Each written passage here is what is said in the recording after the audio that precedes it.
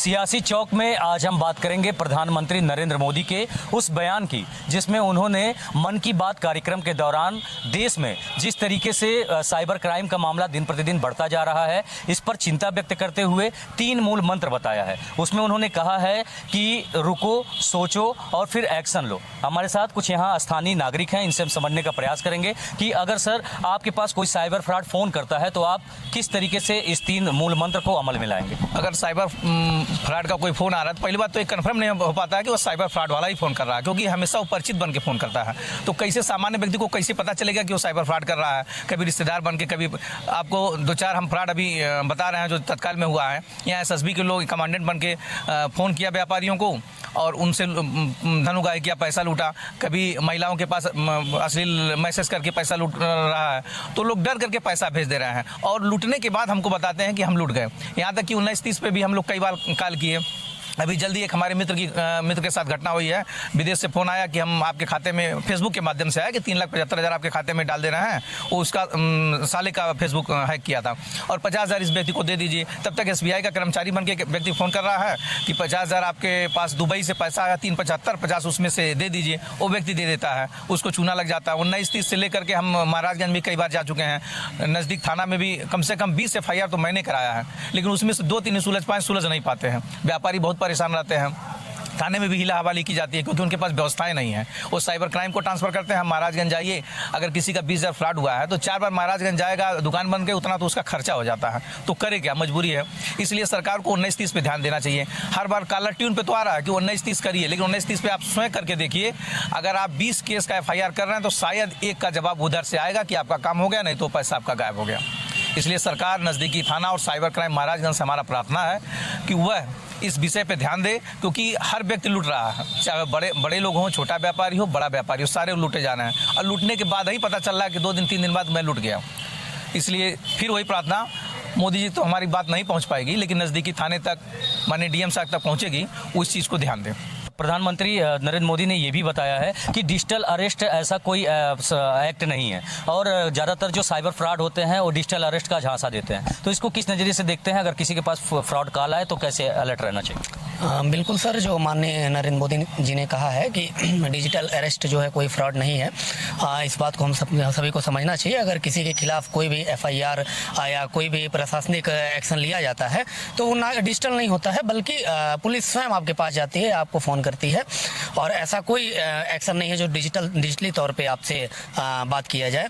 और दूसरी बात, जैसा कि आप साइबर क्राइम की बात कर रहे हैं, तो साइबर क्राइम हमारे यहाँ दिन पर दिन बढ़ते जा रहा है। जैसा कि हमारे अध्यक्ष जी ने कहा कि पिछले कुछ दिनों में हमारे नगर में SSB के मेजर और कमांडेंट बनकर के कई व्यापारियों को कि हमारे यहाँ कैंप का निर्माण हो रहा है, आप कुछ सामान हमारे यहाँ भेज दीजिए, आपको मैं पेमेंट कर रहा हूँ।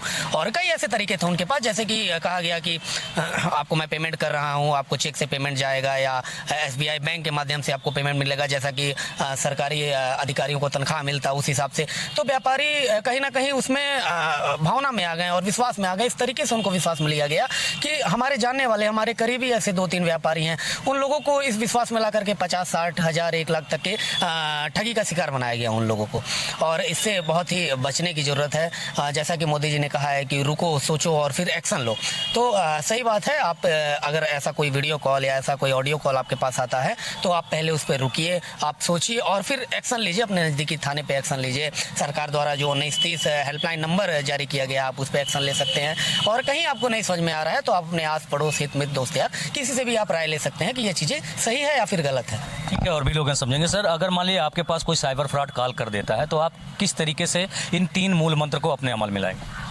सबसे पहले तो साइबर फ्रॉड मेरे साथ भी हो चुका है कई बार, लेकिन व्यक्ति को जो है ज़्यादा घबराने की ज़रूरत नहीं होती है। अगर आपको लगता है कि मेरे साथ फ्रॉड हुआ तो अपने नज़दीकी थाने पे ही संपर्क करना चाहिए। तो आपने जब साइबर फ्रॉड आपके साथ हुआ तो क्या नुकसान हुआ था आपका? क्या हुआ? नहीं, हमसे OTP मांगा गया, मैंने उसको जो है इग्नोर कर दिया, मैंने आगे कुछ प्रोसेस नहीं किया जी।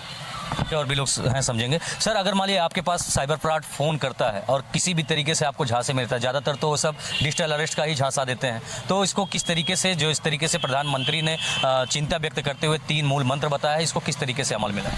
जी, सबसे पहले तो कोई भी डिजिटल अरेस्ट नाम की कोई चीज़ या कोई कानून इंडिया में नहीं है, तो ये चीज़ लोगों को समझना पड़ेगा। और दूसरी चीज़ ये है कि आज के डेट में किसी भी पब्लिक का कोई भी डाटा, पर्सनल डाटा, उनके भाई बहन या उनके परिवार के सदस्यों का नाम या वो कहाँ रहते हैं, वो निकालना बड़ा आसान काम है, क्योंकि हर आदमी अपना इंस्टाग्राम या फेसबुक पे अपनी सारी चीज़ें डालता रहता है, लोकेशन डालता रहता है। तो अगर आपके पास किसी भी तरह का कॉल आ रहा है तो सबसे बेहतर विकल्प ये है कि आप उसको इग्नोर करिए। और अगर वो आपको आपका आधार नंबर, ATM पिन या कोई भी चीज़ें आपसे मांग रहा है तो आप उसको बिल्कुल साझा ना करें। गवर्नमेंट हमेशा समझाती रहती है कि अपना OTP, CVV पिन किसी को शेयर ना करें। तो इस तरीके से आप साइबर फ्रॉड से बच सकते हैं।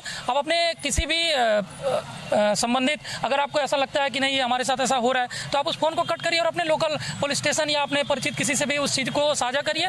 और कभी भी किसी भी केस में अगर आपके साथ कोई फ्रॉड हो रहा है तो उनको कैश में या बैंक के थ्रू कोई भी पैसा भुगतान ना करें, क्योंकि उसकी कोई सीमा नहीं है। आज अगर आप 10 भेजेंगे, कल वो 100 का डिमांड करेगा, 100 के बाद वो 1000 पे जाएगा, 50,000 पे जाएगा। कई ऐसी घटनाएं भारत में हो चुकी हैं इस फ्रॉड के जरिए कि लोगों ने खुदकुशी तक कर ली है। तो इससे हमें बहुत सतर्क रहने की ज़रूरत है।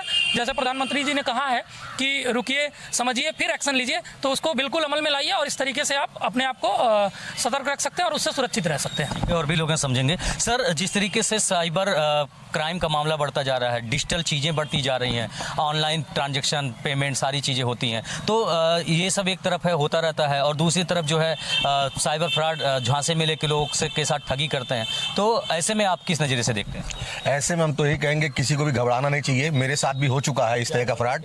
मेरे साथ एक बार फ़ोन आया मेरे पास, किसी कर्नल बन के उसने फ़ोन किया कि आपकी बच्ची फला जगह पढ़ती है और वो का एक मर्डर केस में अरेस्ट हो चुकी है और बहुत रो रही है। तो हमने कहा ठीक है, आप मेरी बच्ची से मुझे बात कराइए। तो उसने कहा ठीक है, हम बात कराते हैं। फिर उसने फ़ोन लगाया, वहाँ बच्चों के रोने के कुछ लोग रोने की आवाज़ आ रही थी। फिर हमने कहा अच्छा ठीक है। फिर हमने फ़ोन कट किया और अपने बच्ची को फ़ोन लगाना शुरू किया। जब बच्ची को फ़ोन लगाया तो बच्ची ने फ़ोन उठाया, उसने कहा पापा मैं फला जगह पे हूँ, घर पे अपने हूँ। तब जाकर के मुझे पता चला कि मेरे साथ इस तरह का फ्रॉड हो रहा है। इस तरह से मेरे पास 2-3 बार हो चुका मेरे साथ। ठीक है सर, आपके पास एक बार फिर से आएंगे कि जिस तरीके से प्रचार प्रसार भी हो रहा है, फ़ोन पे भी रिंगटोन के पहले ही आपको अलर्टनेस के बारे में बताया जा रहा है, जगह जगह पोस्टर, बैलेट पेपर के द्वारा भी प्रचार प्रसार कराया जा रहा है, तो अभी क्या कुछ करने की ज़रूरत है? अभी देखिए, हर व्यक्ति यह समझ नहीं पा रहा, क्योंकि जो भी लूटने वाला है इतनी तैयारी से इतना पढ़ा लिखा है कि आराम से लूट ले रहा है, क्योंकि आदमी इमोशंस में आ जा रहा है। एकाएक वो आपके पास फ़ोन आएगा।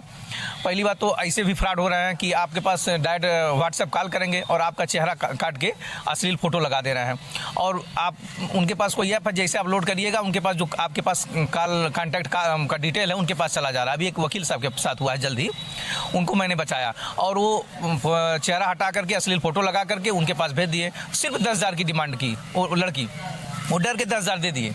फिर उसके बाद 50,000। इसलिए पहले स्टेप में आप 10,000 मत दीजिए, 5,000 मांगे, 5,000 मत दीजिए, क्योंकि जब दे देंगे तो कोई गारंटी नहीं है कि 10,000, 20,000, 50,000 नहीं मांगेगा। पहले स्टेप में आप पुलिस को सूचना दीजिए और तुरंत उसको रोकिए। और फेसबुक और व्हाट्सएप सब हैक हो जा रहे हैं। फोटो आपके किसी परिचित का रहा है, आपको ऐसा लगेगा कि आपका परिचित फ़ोन कर रहा है, लेकिन उस फ़ोन को कट करके आप अपने परिचित से फ़ोन करके तभी पैसे की लेन देन करिए, क्योंकि ठगने वाला आपका अपना ही बन के ठगेगा। ठीक है सर, आपके पास एक बार फिर आते हैं कि जिस तरीके से आज के समय में युवा पीढ़ी सबसे ज़्यादा अपना पल पल का अपडेट जो है फेसबुक पे, इंस्टाग्राम पे, इन सब चीज़ों पर देता है, इसके जरिए जो है साइबर फ्रॉड जो होते हैं पूरे डाटा को आपके आसानी से समझ लेते हैं, कितने भाई हैं, कौन कहाँ है, उस हिसाब से फ्रॉड करते हैं। तो इसको किस नज़र से देखते हैं, क्या करना चाहिए लोगों को? सर, सबसे पहले तो एक प्राइवेसी अपने आप को खुद को बना के रखनी चाहिए, अपने और अपने परिवार के लिए।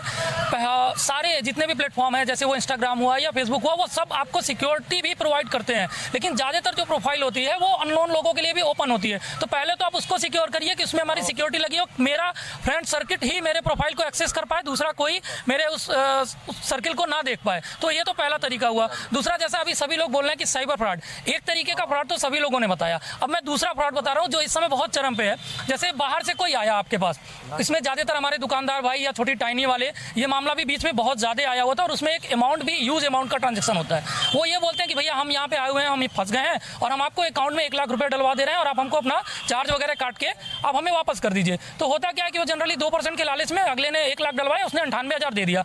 अब वो 98,000 रुपये पता चले यहाँ से अरुणाचल प्रदेश से आया हुआ है, कोई असम से आया, कोई मेघालय से आया, उस बंदे की कंप्लेन वहाँ हो गई, उसके अकाउंट में 10 लाख पड़ा हुआ है, उससे मतलब नहीं है उसका, वो सारा पैसा फ्रीज।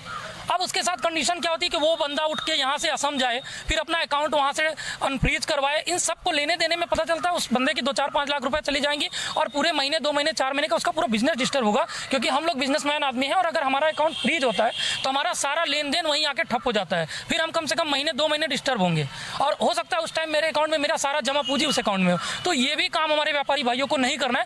कोई भी पेमेंट, कोई भी ट्रांजेक्शन आप लेते हैं, आप गूगल पे में लीजिए जो आपका बिजनेस अकाउंट है। डायरेक्ट अकाउंट में किसी से कोई नेफ्ट, आरटीजीएस या आईएमपीएस का ट्रांजेक्शन बिल्कुल ही मत करें, क्योंकि ये भी फ्रॉड आजकल बहुत आम हो गया है और लगभग हर चौथा पांचवा व्यापारी इसका शिकार हो रहा है। ठीक है सर, अभी आप बता रहे थे कि आपके पास फ़ोन आया था और आपके बिटिया को लोग किस तरीके से गुमराह करके आपके साथ ठगी करने का प्रयास कर रहे थे। तो इस तरीके से तमाम लोगों के पास फ़ोन आता है, क्या जागरूकता, क्या कहना चाहेंगे आप? हम यही कहना चाहेंगे जिसके पास भी फ़ोन आता है वो पहले एक बार समझे और देखे क्या है क्या नहीं है। पहले अपने बच्चों के पास या अपने जिसका भी फ़ोन आ रहा है, जिसके लिए आ रहा है, उसके पास फ़ोन करे, उसको जाने वो कहाँ है, कैसे है, फिर उसके बाद कोई एक्शन ले। जिस तरीके से कहा है कि रुको, समझो और फिर एक्शन लो, इसको क्या कहेंगे? बिल्कुल सही बात है। एक बार उसको रुकना चाहिए, समझना चाहिए, फिर उसके बाद एक्शन लेना चाहिए। मैं मोदी जी की बातों से बिल्कुल सहमत हूँ, ऐसा करना ही चाहिए सबको।